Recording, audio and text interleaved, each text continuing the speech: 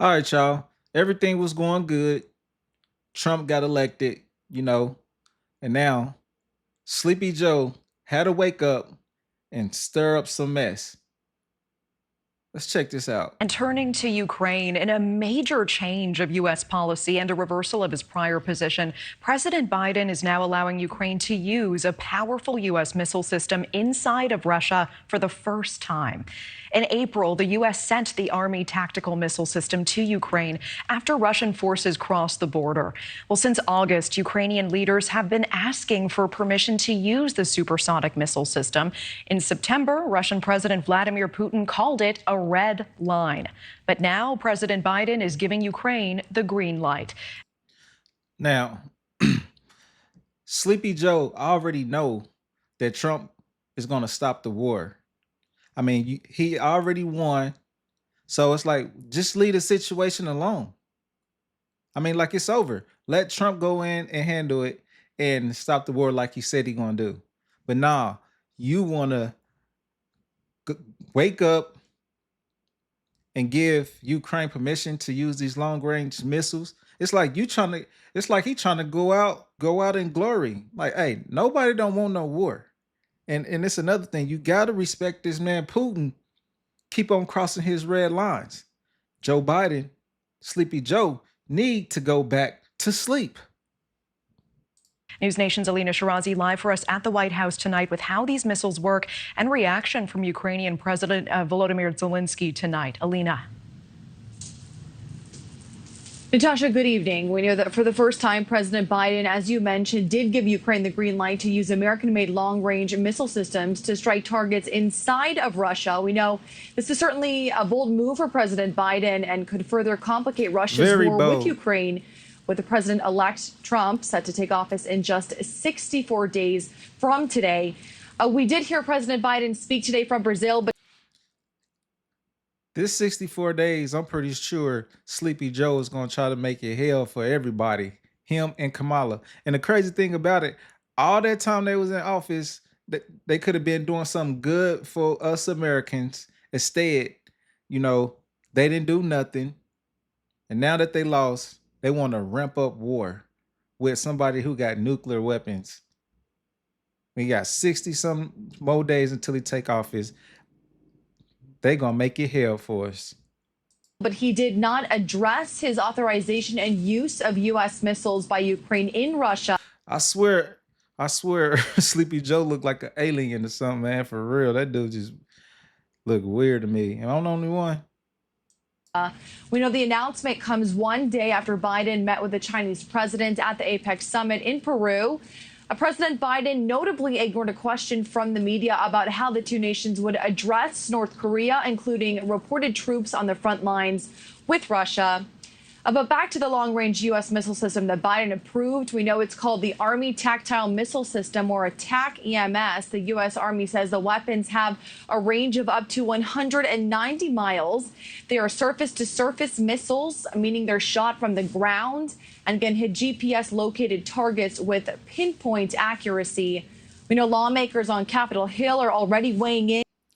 All right, see, that's the thing about that weapon. And not too long ago, Putin said using that weapon with the GPS accuracy, hitting targets. He said that would be like the United States actually attacking him, because it would take United States troops to use the GPS system to guide the missiles. So this is nothing to play with. This is nothing to play with at all. And the thing is, we need to mind our business. Our name need to be Bennett and not in it. But now, I guess Sleepy Joe and Kamala see that they got a couple of more months in office. They want to raise hell. And I don't know why they want to play with stuff like this, because if we get into nuclear war, man, this is going to knock us back to the Stone Ages. We don't need no war. We need peace in the world. And they ain't going the right way. And it just messed with my mind, just knowing that they know Trump going to stop this war and y'all steady pushing the button on it. pushing the button on it. You just keep on, poking the bear. Yeah, that's the other thing. Ukraine is not a part of NATO. So we don't need to be helping them at all. I mean, Russia didn't go help Iraq when we was there or Afghanistan. I mean, come on. China didn't either. So we don't got no business over here trying to help these people for real. We need to get completely up out of it. It's not our fight. It's not our fight. But these next couple of months might be hell for us. And hopefully, Putin and everybody understand, not to take it all the way there because Trump will be in office shortly. In House Intelligence Committee Chairman Mike Turner, a Republican, he praised the move by Biden, posting in part, quote, Ukraine can't properly defend itself if one hand is tied behind its back. Today's news that the Biden administration is finally allowing Ukraine to use some U.S. provided attack EMS to strike limited targets within Russian territory is long overdue. Hey, Ukraine can't protect itself with two hands in front. They don't got no weapons. They don't got the technology and stuff that we got, the stuff that we giving them. If we wasn't giving them the stuff, they can't protect themselves, period. Especially against Russia. I mean, come on now. I mean, it's like just this don't make no sense. What you mean that they fighting with one arm behind their back because we won't let them, we won't let them use our long range missiles. Come on now. And then with that, they don't even got that many missiles. And we don't need to be giving them no more because the missiles probably cost damn near $250,000 to $1 million per missile. Crazy. Again, Zelensky praising the news, saying in part, quote, I am deeply grateful to all our partners who support us with air defense systems and missiles. Every time Russia carries out such attacks, it underscores how critical it is that partners don't leave systems like Patriot and others sitting idle in warehouses, but instead provide them to those who know how to protect lives and urgently need them. But strikes are not carried out with words. The missiles will have to speak for themselves. And NewsNation previously reported that the White House also wants to send an additional $9 billion in military aid to Ukraine before President-elect Trump's inauguration on January 20th. What kind of BS is that? $9 billion more dollars before? I mean, come on, that's some BS. For real. What you want to send $9 billion more dollars over there for? And you about to be out of here. It's just like they just having to party with our taxpayer money. You know what I'm saying? I mean, for real. That's insane. These 60 days ain't gonna be able to come fast enough. We know the United States has already sent more than $64 billion in total of aid to Ukraine since the conflict first started. This Wednesday marks 1,000 days, we know, in this conflict. Natasha. All right, Alina Shirazi live for us at the White House tonight. Thank you. Thanks for watching. Man, 64 billion. So you just like basically round around up to like 10 more.